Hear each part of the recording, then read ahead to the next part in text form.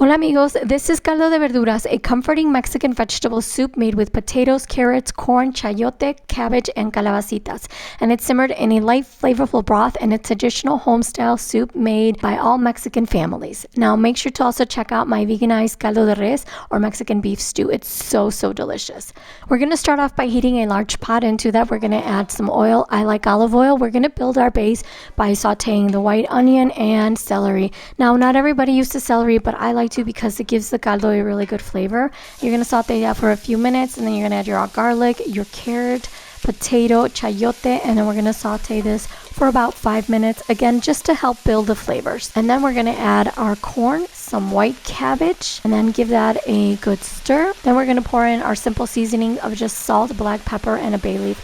Then we are going to pour in our vegetable broth, and you can use either homemade or store-bought. Give that a good mix. Then we're going to add our cilantro. Now, if you notice that the veggies aren't covered enough, you're going to pour in either some more vegetable broth or plain water is fine.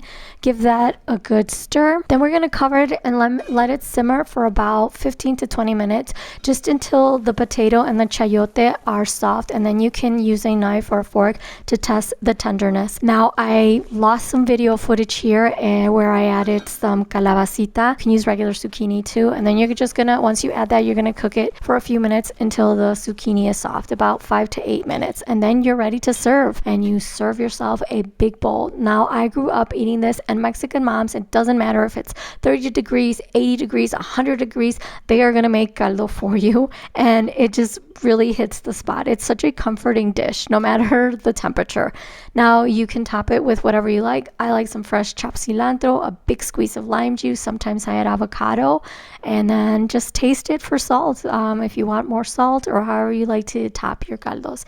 Now this is one of my favorite things that I love to do with Mexican soups is I take a warm tortilla, I rub some lime juice on it, sometimes a little bit of salt, and then you just roll it up really tightly. And what we're going to do with this tortilla is we're going to use it to dip it into our sopa, our caldos. It's so good. As always, you'll find the full recipe in the description. If you want a free printable version, you can go to my website. The link is also in the description. Like, subscribe, comment, let me know if you try this. Have a beautiful day, amigos.